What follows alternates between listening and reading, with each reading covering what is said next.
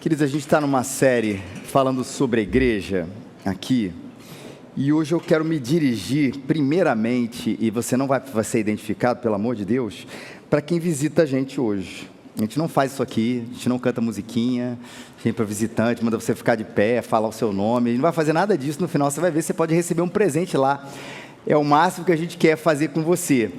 Mas eu queria falar a você que visita a gente, e especialmente você também que visita a gente, ou que tem vindo aqui e não é cristão. Por quê? Porque eu quero hoje um voto de confiança a você, e eu vou explicar por quê. Porque hoje eu vou tocar num assunto que é um desespero para quem te trouxe. Se um dia, às vezes, o seu marido ou a sua mulher fala assim, vamos lá na igreja, aí você assim, veio hoje, aí eu vou falar o assunto, vai assim, putz, esse assunto hoje, que desespero, que vergonha. Ou você veio no assunto hoje e vai assim, caramba, eu podia ter vindo em vários assuntos, menos aquele que você vai falar hoje. Então, vote de confiança. Porque talvez só de eu falar desse assunto, você já vai fechar o seu coração e o seu ouvido para achar que eu vou falar uma coisa que eu não vou falar. Você vai entender. E até porque assuntos difíceis, eles podem, tem três coisas que a gente pode fazer com o assunto difícil. A gente pode evitar ele e não falar do assunto, que é a estratégia de muita gente, eu não acho ela boa. Eles podem continuar sendo mal explicados, e normalmente no vácuo, a explicação que fica é a explicação vigente, ruim na cabeça das pessoas. Ou o assunto é o nosso objetivo aqui hoje, ele pode ser redimido. E quando eu falo de redimido, é o que eu quero dizer com essa palavra? É trazer um assunto difícil, trazer um assunto que traz para a gente um desconforto muito grande para muita gente, e trazer ele da maneira certa, ou seja, como é que Deus quer que a gente veja ou fale desse assunto. E que assunto é esse, gente? É dinheiro.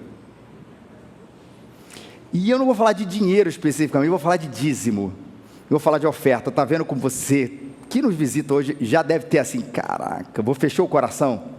E eu entendo primeiramente essa crítica e essa atitude, porque, e aí precisa haver um reconhecimento aqui, que eu vou falar em meu nome, mas eu digo para você que certamente é o nome da maioria das igrejas evangélicas. A gente sabe que tem muita igreja, tem muito pastor fazendo mau uso desse assunto, que é o dízimo e oferta, e que a gente, quando olha, talvez, para a cara da igreja evangélica brasileira, esse é o assunto que mais constrange, é o assunto que mais traz escândalo, não é verdade? Você pensa assim do lado de fora, assim, caraca, eu vou visitar uma igreja evangélica, aí eu falo, você que não é cristão, você que não frequenta essa igreja, talvez na sua cabeça já venha imediatamente a ideia de alguém aqui pedindo o tempo inteiro dízimo, dinheiro, não vem isso?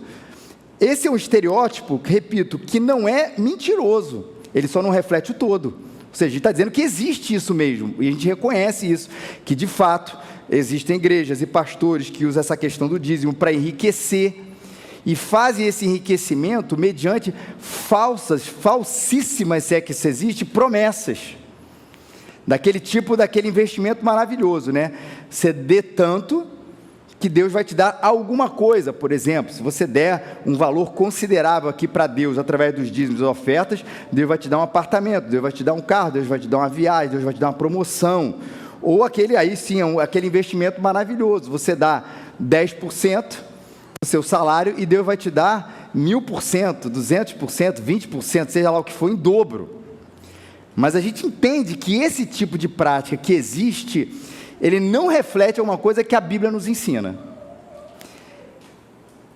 Essas igrejas, esses pastores, eles vendem uma promessa que Deus não faz, exige um sacrifício que Deus não exige, para comprar algo que Deus não quer. Você imagina que a nossa parte dessas promessas, ele vem de um materialismo muito grande, que reflete o ensino contrário às escrituras. A gente não é contra alguma coisa que é material, fazer uma viagem é ruim, comprar um carro é ruim, comprar um apartamento é bom, é ruim, não, a gente não está dizendo isso. Só que o centro da nossa vida não são essas coisas. Aliás, o centro da vida de ninguém deveria ser essas coisas. Só que o que essas promessas fazem é como assim, a maior promessa que Deus tem para a sua vida, ou a maior resposta que Deus tem para a sua vida, a maior bênção que Deus pode te dar, é alguma coisa material, e não é. Ainda que a gente saiba que Ele dá, e ainda que a gente saiba que isso não é uma coisa ruim em si mesmo. A gente não está fugindo da coisa como se toda a matéria fosse uma coisa ruim, não é. Mas esse tipo de troca, Deus não faz aqui, né? Promessa que Deus não faz, um sacrifício que Deus não exige para comprar alguma coisa que Deus não quer. Deus está louco para que você tenha $1 milhão. Não, é errado ter? Não, mas Deus não está ali louco para você ter. Eu já fui a uma igreja, isso eu lembro que há muitos anos, 2008, que eu ouvi esta frase, Deus quer que você tenha, era em Singapura, Deus quer que você tenha $1 milhão. Eu ouvi isso do púlpito, eu falei, cara, maluquice, alguns irmãos deram glória a Deus, né? Por que a gente brinca? Porque não é ruim. Se alguém falar, você quer $1 milhão aqui, Felipe? Eu aceito, obrigado. Mas eu não posso dizer que isso é uma coisa que Deus quer que você tenha. E aí, obviamente, como é que Deus quer que você tenha? Você vai fazendo aquelas coisas de dar isso, de dar aquilo. E aí, não é assim que a gente acredita, mas eu podia, repito, não falar desse assunto, mas a gente pode, e aí com isso a gente vai perpetuar essa percepção equivocada, ou a gente pode trazer o que a Bíblia fala sobre esse assunto. Mas eu preciso repetir e concluir esse preâmbulo aqui, que a maior parte da igreja evangélica repudia esse negócio. Você pode ter certeza disso. Aí eu falo principalmente para você que nos visita. Por que a gente não faz alguma coisa contra isso? Você já deve ter pensado também. Porque existe uma coisa que é a independência. A gente não tem como, a gente não tem jurisdição para chegar numa igreja maluca dessa assim, cara, eu quero que você feche, porque você está falando errado. O Brasil é um país livre, né? Supostamente, e é livre para a gente falar inclusive besteira, e é livre para a gente fazer esse tipo de falsa promessa. Então, gente, essa igreja continua aqui, o máximo que a gente pode fazer como igreja local, por exemplo, essa igreja, é criticar, é dizer que isso está errado, é dizer que isso não representa o que Deus faz, mas não tem algo concreto que a gente pode fazer contra, porque não existe jurisdição sobre essas igrejas. E também é importante demais dizer, é que nem quando a gente fala de jogador de futebol, fala assim, pô, jogador de futebol, ele é rico, a maioria não é. O que nos chama atenção são aqueles que são mais conhecidos, por isso tem, de fato, muito dinheiro. Mas, da mesma maneira, a igreja evangélica, na sua maior parte, ela é uma igreja pobre. Pode ter certeza disso, a maior parte da igreja evangélica é uma igreja pobre. Uma parte que não é, agora sim, uma parte que não é a maior, mas que é muito aparente na mídia, é quem coloca e que vende esse discurso de prosperidade, manipulação e, consequentemente, de ostentação. Por isso que dá a impressão que é o todo, porque é quem aparece, né? Mas outra parte enorme, que é pobre, que não está na televisão, que não está no rádio, que não está na grande mídia, ou até na pequena mídia, que faz parte da maioria, não acredita nesse tipo de coisa. Só que você não trata do assunto falando apenas do que está errado. Por isso que eu não posso terminar o sermão aqui. Até porque a gente não leu a Bíblia. Mas a gente não conserta um casamento dizendo apenas o que não funciona. Como fazer um bom casamento? Essas coisas não funcionam. Mas a pergunta vai ser, mas o que funciona? Como é que a gente faz a parte boa? A gente não resolve um casamento, conserta um casamento apenas dizendo que não funciona. A gente não administra uma empresa dizendo apenas o que não se deve, ou um país o que não se deve fazer. As mais práticas são importantes para a gente ter os nossos olhos ali e perceber aquilo que não pode acontecer, mas e o que pode, o que precisa acontecer. A gente não cria os nossos filhos dizendo apenas aquilo que não pode. Filho, você não pode isso, não pode isso, não pode isso, não pode aquilo. É importante a gente dizer isso, mas também dizer o que é que pode. E aí esse é o ponto. A gente entender o que Deus quer que a gente entenda quando a gente fala desse assunto que é o sustento financeiro da sua igreja, e tudo isso tem a ver com o Evangelho. Ninguém vai deixar de ouvir o Evangelho hoje aqui. Não é um discurso manipulador, não é um discurso de falsas promessas, e a gente vai falar sobre esse assunto à luz do Evangelho, e eu quero que você abra comigo a sua Bíblia, 2 Coríntios 8, de 1 a 4. E a gente vai ver como a Bíblia fala, inclusive completamente contra esse discurso, nesse texto que muitas vezes é usado a favor. Impressionante. desse discurso equivocado. 2 Coríntios 8, de 1 a 4. Coríntios é uma das cartas, né, que Paulo escreveu a uma igreja que se dava nessa cidade grega chamada Corinto. Ele escreveu 2, por isso essa 2 Coríntios, e ela diz assim: irmãos, quero que saibais como a graça de Deus foi concedida às igrejas da Macedônia, pois a intensidade da alegria e a extrema pobreza deles transbordaram em riqueza de generosidade, e isso em dura prova de tribulação, porque posso dar testemunho de que deram de livre vontade na medida dos seus bens, e até mesmo acima disso, pedindo-nos com muita insistência o privilégio de participar da assistência em favor dos santos. Repito e digo mais uma vez, não feche seu coração para esse assunto, né? Esse capítulo 8 dessa carta que Paulo escreveu para essa igreja em Coríntios, marca um início de uma discussão sobre oferta, ou como muitas vezes a gente fala, sobre a coleta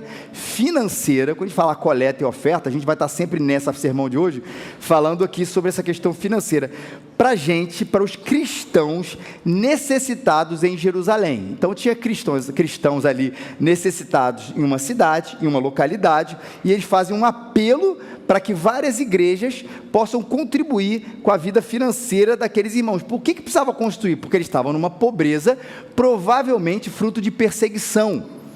Aquela época era muito mais comum do que a gente imagina, apesar disso estar presente também, não no nosso país, mas em vários outros países, a perseguição física mesmo, e isso gerava nas pessoas pobreza, porque já era impedido de trabalhar, tinham seus bens tomados, tinha às vezes, como existe até hoje, casa queimada, coisa parecida. Como é que essas pessoas vão viver? Quem ajuda os irmãos? É a igreja, ou seja, a igreja ajuda a igreja. E Paulo faz esse apelo para que essa igreja de Corinto, que ele escreveu essa carta, ela seja generosa com aqueles irmãos de Jerusalém que estão sofrendo financeiramente em função da sua fé, porque eram perseguidos, precisavam ser amparados pela igreja. E o texto é muito bonito e verdadeiro. Quando a gente fala bonito e verdadeiro, é importante essas duas frases, os adjetivos estarem juntos. A intensidade da alegria e a extrema pobreza deles transbordaram em riqueza de generosidade, e isso em dura prova de tribulação. Olha que interessante, ele vai usar o exemplo de uma outra, para inspirar a igreja de Corinto, para ofertar financeiramente para aqueles irmãos que estavam em necessidade. Ele vai lembrar de outras igrejas que fizeram isso, e fizeram isso de que maneira, gente? Gente extremamente pobre, e que deu com intensa alegria oferta para aqueles irmãos. Paulo vai usar, olha só, essa antítese dos adjetivos aqui, para dar uma lição ali para a igreja de Corinto. Era gente de extrema pobreza, que com intensa alegria transbordou em riqueza de generosidade. Olha que bacana, gente pobre, que com muita alegria deu bastante para gente que estava passando necessidade, porque viu que eram irmãos na fé, e a gente socorre os irmãos nesse sentido, gente, perseguição aqui do evangelho. E deram, a Bíblia diz que deram na medida dos seus bens, e até acima disso. Depois ele vai ver no capítulo 9, o capítulo onde fala Deus ama quem dá com alegria, um versículo também muito famoso, e ele fala: cada um contribua segundo na proporção da sua capacidade, e é isso mesmo que a Bíblia instrui a gente, não a dar além daquilo que a gente pode, ou seja, não vou dar aqui para que isso pare de suprir na minha casa, mediante falsa promessa, nem pensar. Mas existem momentos em que a gente, vendo a necessidade, e aí sim, a gente pode dar, inclusive, com além daquilo que a gente pode. Mas veja, qual é o motivo aqui?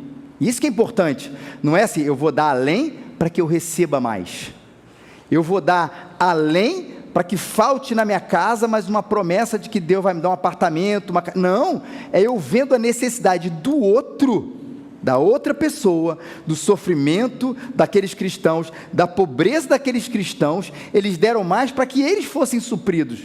E qual era a troca disso? Nenhuma. Na verdade, assim, o que ganha com isso? A alegria em contribuir.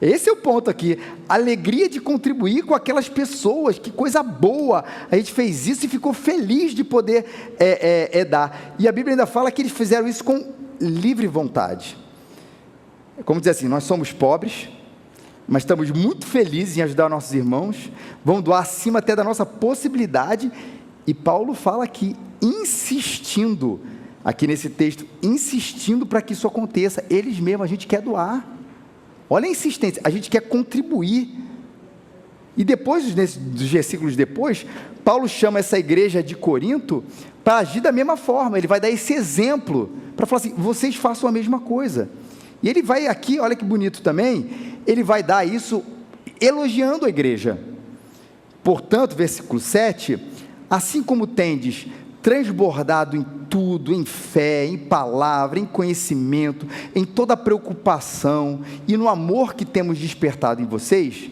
vede que também transbordeis nessa expressão de bondade. Não digo isso, olha como ele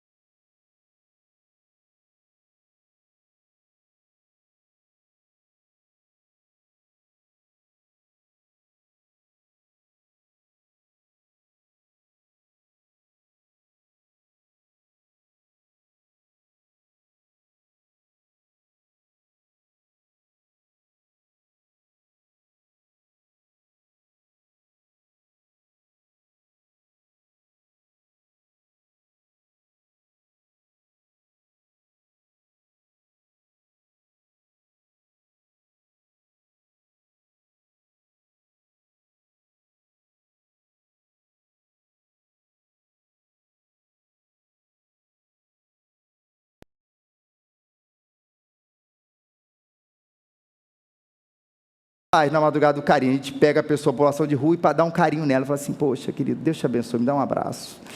Madrugada do carinho, não era para dar carinho ali para aquela galera que sofria bastante, ainda continua sofrendo, mas era para dar assistência, financeira, e aí sim, claro, espiritual também, à vida daquelas pessoas, e Paulo vai dizer isso, olha, vocês têm amor aquelas pessoas que estão sofrendo, então sonda no coração de vocês, provar a sinceridade do vosso amor, para ver se vocês fazem a mesma coisa, e ele fala, e eu de fato comparei vocês, estou comparando a igreja de Corinto com essa outra igreja, porque eles fizeram isso, por que não vocês?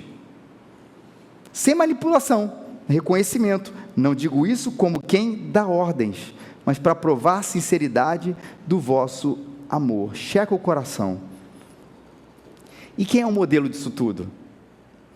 Então veja que aqui não está uma ideia de troca, não está uma ideia de ganho, mas está uma ideia de imitação do maior modelo. Ele chama a igreja de Corinto para imitar uma outra igreja, mas ele fala, mas o modelo maior não é, o modelo maior é Jesus Cristo. Verso 9, pois conheceis a graça de nosso Senhor Jesus Cristo, que sendo rico, tornou-se pobre por vossa causa, para que vocês fossem enriquecidos pela sua pobreza. Vocês conhecem a graça de nosso Senhor Jesus Cristo, que sendo rico, tornou-se pobre por vossa causa, para que fosseis enriquecidos por sua pobreza. Então ele vai dizer, o exemplo maior é Jesus. Ele, que de toda a sua, morava aí nos grandes palácios celestiais, e saiu dessa condição, ele continua sendo Deus, mas saiu desse grande lugar para habitar no meio da gente. Jesus fez isso, e ele se empobreceu nesse sentido que eu estou falando aqui agora, continua sendo Deus, mas ele se empobreceu porque ele saiu do lugar mais perfeito, um lugar que nós todos iremos no dia que confiamos em Jesus, um lugar onde não há choro, um lugar onde não há dor, um lugar onde não há pecado, e ele veio viver na nossa miséria. Então é uma vida uma vez eu ouvi uma pessoa dizendo, uma vida descendente de Jesus, e ele fala, imitem essa vida.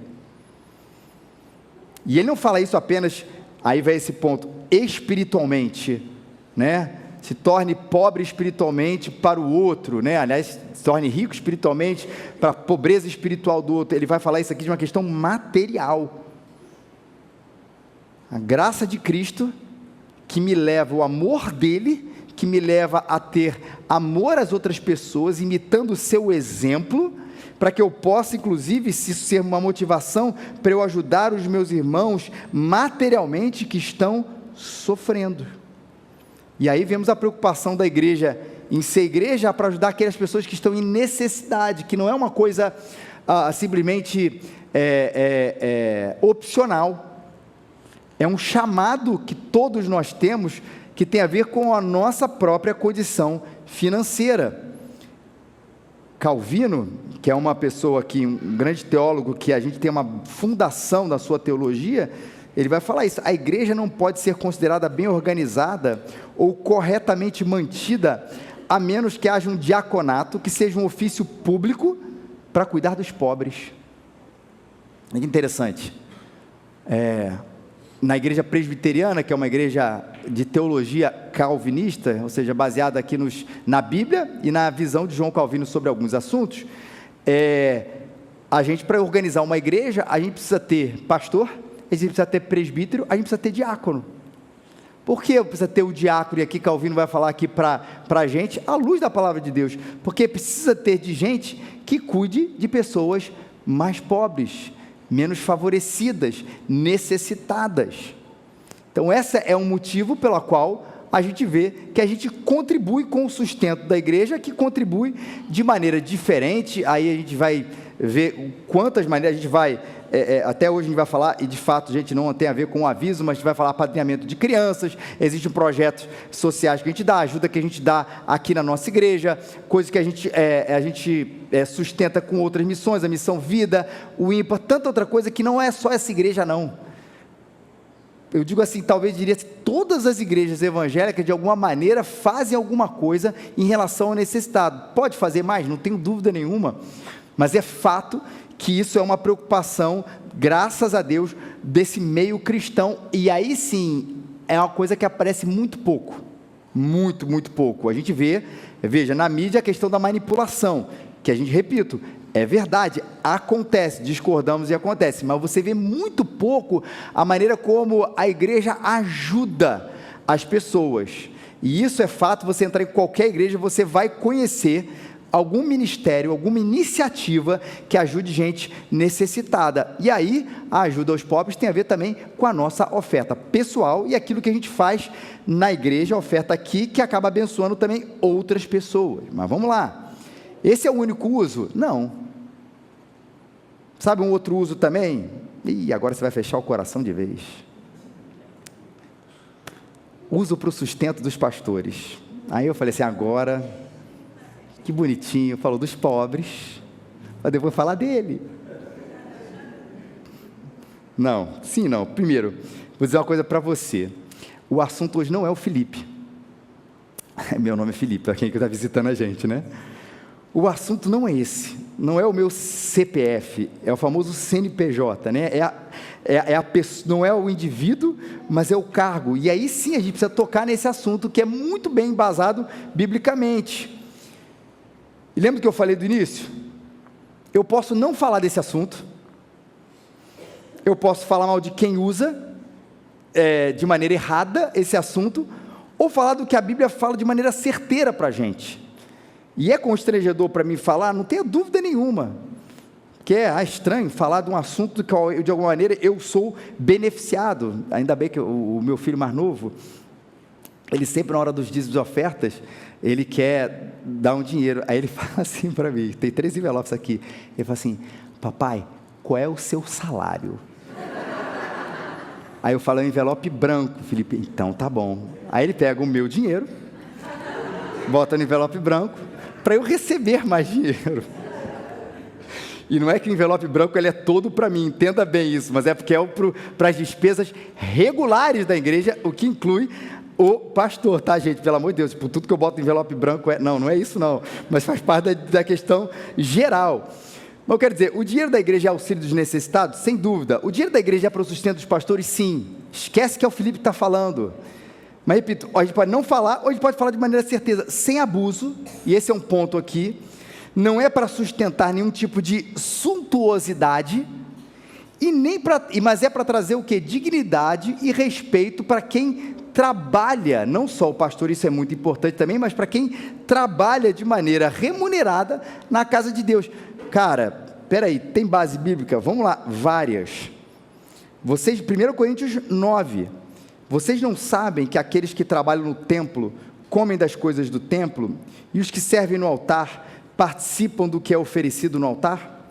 Da mesma forma, o Senhor ordenou àqueles que pregam o Evangelho, que vivam do Evangelho. E veja, não é que prega o Evangelho e vive o Evangelho de maneira subjetiva, ele está falando da remuneração. Gálatas 6,6, o que está sendo instruído na palavra, compartilhe todas as coisas boas com quem a instrui, ou seja, quem está sendo instruído, compartilhe com quem instrui. É a relação também financeira. 1 Timóteo 5, 17 a 18. Os presbíteros que lideram bem a igreja são dignos de dupla honra, especialmente aqueles cujo trabalho é a pregação e o ensino.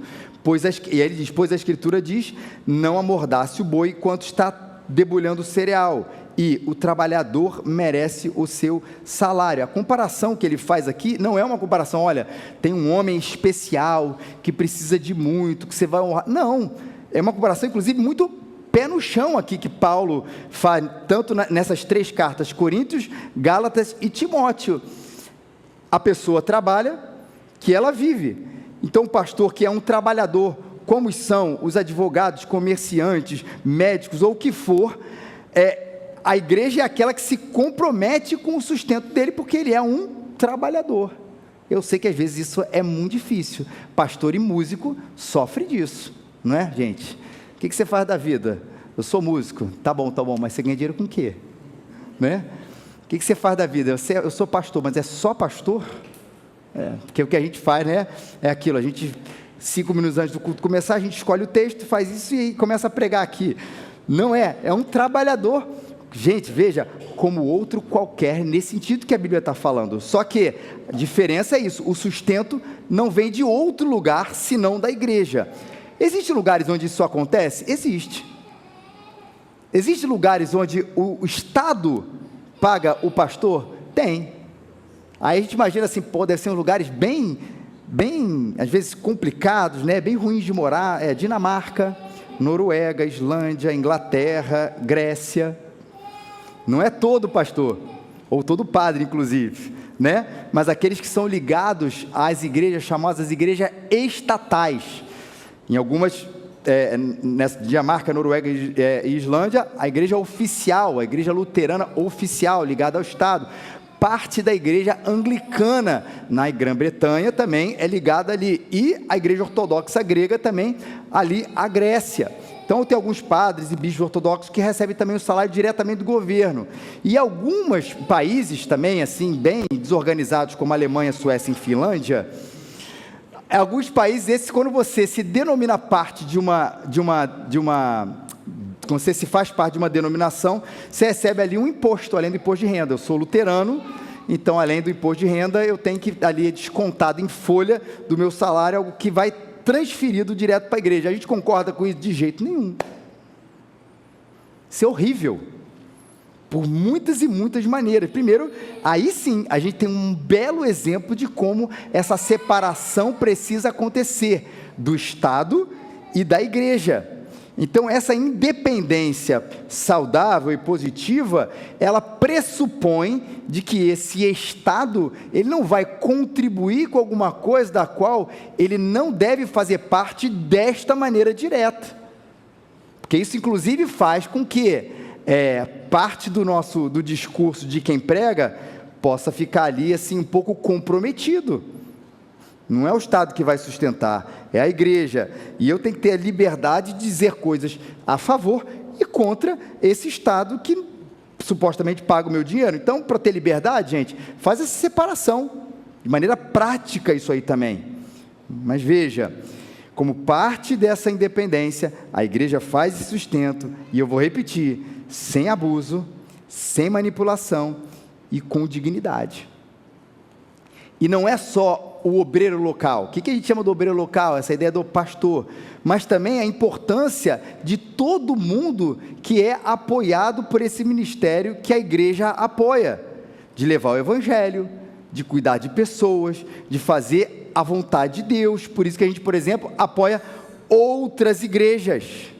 Por isso que a gente apoia outros missionários, porque a gente está entendendo que a responsabilidade de levar o evangelho para todo lugar, de fazer com que as igrejas, elas cresçam espiritualmente, até numericamente, é parte da igreja, e isso se faz também através aí do sustento de ministérios que cuidam disso, de outros missionários, de outros plantadores de igreja.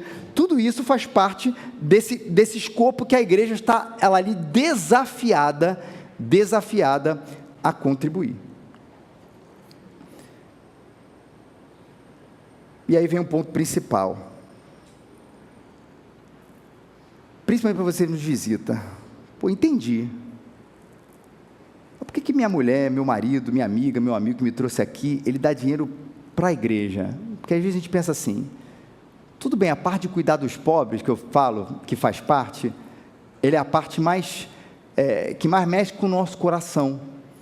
As outras duas, a parte missionária, que é tudo que a igreja faz para alcançar o perdido e fazer a vontade de Deus, o sustento da igreja local em todas as suas partes, às vezes a gente fica assim, pô, mas isso não, né? Para pagar pastor, para pagar programação, para dar dízimo, peraí. Eu vou te explicar, a nossa maior motivação é Jesus Cristo, não é nem a igreja. Apesar da gente ter uma visão muito lógica daquilo que acontece, ou seja, eu estou nesse espaço, eu sou membro daqui, eu faço parte, eu sei que tudo isso aqui tem um custo, e não é só porque eu usufruo, esse é o ponto, não é porque eu usufruo desse espaço, não, a nossa motivação não é apenas uma compreensão técnica e financeira, mas a nossa motivação é Jesus Cristo, é saber que existe um Deus tão maravilhoso, que quer que essa igreja, que esse ministério cresça e abençoe mais e mais gente, como me abençoou, é que eu quero que isso possa, essa mensagem, esse ministério, essa igreja, possa alcançar tantas outras pessoas que eu contribuo. Aí veja, não é a questão técnica em primeiro lugar, apesar da gente precisar compreender as coisas como um todo, mas a principal motivação é o evangelho, é Jesus que se deu por mim, que me mudou por inteiro, que transformou a minha vida, que eu quero que outras pessoas conheçam essa mensagem, que eu continue sendo edificado e fortalecido por essa mensagem. É por isso que eu ofereço, é por isso que eu oferto, é por isso que eu dou. Deu para entender uma diferença? Porque a gente fala assim, tá, agora ficou mais estranho. Se ninguém manipula nada, aí eu vou falar dessa igreja, se ninguém manipula, se ninguém promete nada para ninguém, daquele esquema, né, dá 10 que você vai receber 100, por que minha esposa continua andando? Por que meu marido continua andando? Por que meus filhos, por que meus amigos que me trouxeram aqui continuam fazendo isso? É porque alguma coisa mudou tanto o coração deles, e acho que essa é o coração das coisas, que eu não tenho outra coisa senão fazer com que, desejar que esse ministério continue abençoando tantas pessoas. E essa é a nossa lógica para muita coisa. Essa é a nossa lógica para o streaming. O streaming, Netflix, HBO, Prime, qualquer coisa. A gente é apaixonado pelo entretenimento. E é tão bom. E não é ruim, não. E é tão bom que a gente fala assim, rapaz, eu vou dar meu dinheiro para esse negócio, me faz bem. Não faz, gente. Hoje, se chover hoje à noite, quem vai ficar vendo? Vou pegar um filmezinho ali na Netflix. Não é bom? E não tem nada de, repito, não tem nada de errado achar isso bom, tá, gente? Mas é a nossa paixão por essas coisas que faz com que a gente doe isso. É uma doação, no sentido bíblico aqui. Você tem comida na sua casa, graças a Deus, mas a gente gosta de uma boa experiência no restaurante. E essa experiência boa nos alegra, nos faz bem, não faz, gente? A pior coisa é você ir num restaurante caro e ter a comida ruim. É horrível, mas quando a gente vai num restaurante, seja caro, seja médio, seja barato, e a gente come bem, pelo ambiente, pela gastronomia, a nossa paixão faz com que a gente gaste isso, a nossa roupa, a nossa paixão pela gente mesmo, pela beleza, no Spotify e afins, a nossa paixão pela música. Isso move a gente a dar dinheiro para coisa que está para além da nossa necessidade, por isso é uma coisa que alguma coisa nos toca na nossa paixão. E eu estava fazendo esse sermão, sexta-feira, aí eu recebi, Jansen, um vídeo que eu chorei. A construção do estádio do Flamengo. Tem uma mulher aqui na frente que falou, ai Jesus. Não sei quem ela é. Quando quando eu vi aquele vídeo, como qualquer flamenguista vê, aí eu fui ler os comentários. 7 horas da manhã eu estou lá para capinar, né, o terreno. A nação rubro-negra fala assim, rapaz, sei lá quantos bilhões, manda o Pix que a gente faz. Se é para segunda-feira estar lá, para capinar o estádio, a gente vai capinar o estádio. E eu sei que o pessoal vai, é óbvio que é a maneira de dizer, mas se desse a semana de folga, o pessoal ia. Falei, se encaixa perfeitamente aqui. Para o futebol e para tantas outras coisas que a gente não demoniza, a gente se mobiliza. Por quê? Porque mexe com a gente. Esquece o time, Flamengo, qualquer outro. Mobiliza a gente, aqueles que gostam de futebol. Caramba, o time vai ser campeão. Caramba, vai ter um estádio. Caramba, vai ter um jogador melhor. Caramba, vai ter não sei o quê. Vai ser legal. Por que está te mexendo nesse negócio? É uma coisa que muda você. É aquela sensação da euforia, é aquela sensação de você gritar que o seu time é campeão, etc, etc, etc.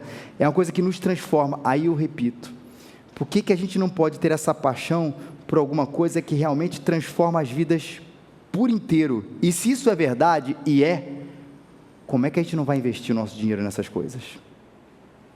E esse é o coração pelo qual a gente oferta, é para fazer o nome de Jesus glorificado, através do ministério que avança, que transformou a sua vida, a minha vida, a vida de quem te trouxe aqui hoje. E por isso que para a gente, ninguém precisa manipular, ninguém precisa prometer nada.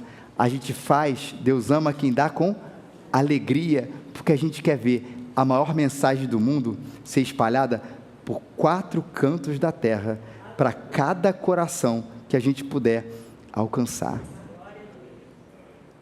Como é que a gente não vai investir nas pessoas, nesse lugar que a gente ama, nos recursos daqui, aí falando de uma maneira prática, nos currículos, nos instrumentos, na expansão do reino, sendo generosos com outras igrejas que fazem parte desse mesmo reino, no nascimento de novas igrejas, no Jesus que precisa ser conhecido por todo mundo.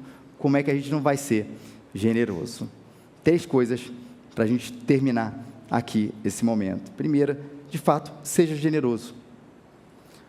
Oferte a Deus com os seus recursos, com generosidade, porque Deus ama quem dá com alegria. Não é para cima daquilo que você pode, mas o texto falou acima, uma necessidade específica, olhando ali para a pobreza dos irmãos. Sim, a gente pode até ir além, mas sem que isso seja uma questão de ordem, mas de gratidão a Deus.